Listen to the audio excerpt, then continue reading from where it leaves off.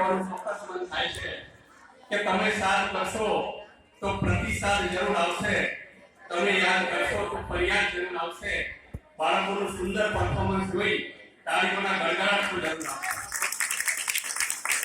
આંગણે આસોપાલવના તોરણ અને ગુલાબના મોટા છે, અતિથિને આવકારવાના અમારા અરમાન મોટા છે।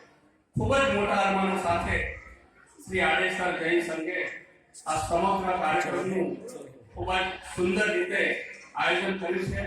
તો તે બદલ આપણે તેમની જેટલી પણ અનુમોદના કરીએ, જેટલો પણ આભાર વ્યક્ત કરીએ તેટલું ઓછું છે।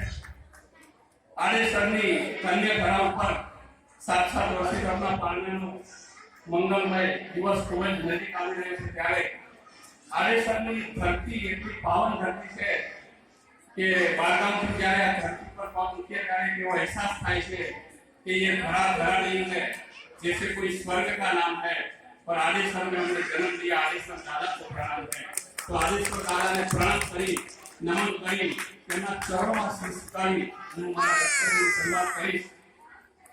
જ્ઞાની ભગવંતોએ મોક્ષમાં જવા માટેના બે રસ્તાઓ બતાવ્યા છે કે બે રસ્તાઓ દ્વારા તમે મોક્ષમાં જઈ શકો છો। એમાં પહેલો માર્ગ ભક્તિનો માર્ગ છે અને બીજો માર્ગ એ તપનો માર્ગ છે। जरा शांति રાખો તો મજા આવશે। એમાં ભક્તિનો માર્ગ એ થોડો કઠિન માર્ગ છે અને તપનો માર્ગ એ તપ એ મોક્ષમાં જવા માટેનો એક શોર્ટકટ રસ્તો છે। તપની આરાધના વગર શાશ્વત સુખની પ્રાપ્તિ થઈ શકતી નથી। પૂજ્ય યશોવિજયજી મહારાજે તપની ખૂબ જ સુંદર વ્યાખ્યા આપી છે કે જે કર્મોને તપાવે, બાળીને ખાક કરી નાખે તેનું નામ તપ। રસે જીતે સર્વે જીતમ, જીભને જીતે તે જગને જીતે। તપ દ્વારા જીભ ઉપર રસ ઉપર કાબુ મેળવી શકાય છે, તપ દ્વારા જ આત્માને શુદ્ધ બનાવી શકાય છે। અને આપણા જૈન ધર્મમાં જેટલા પણ અજ્ઞા તત્વો કહ્યા છે તેમાં મારી દ્રષ્ટિએ વર્ષી તપ પ્રથમ ક્રમે છે, કારણ કે એક વર્ષ અને એક મહિનો લગભગ 400 દિવસમાં તપ, આ 400 દિવસની અંદર ઘણા એવા પ્રસંગો આવે, ઘણી એવી પરિસ્થિતિ આવે કે તમે આ તપ કરવું અઘરું બને, તેમ છતાં પણ આ સાક્ષાત તપસ્વીઓએ આ તપ પૂર્ણ કરી અને આ મંજિલ સુધી પહોંચ્યા છે।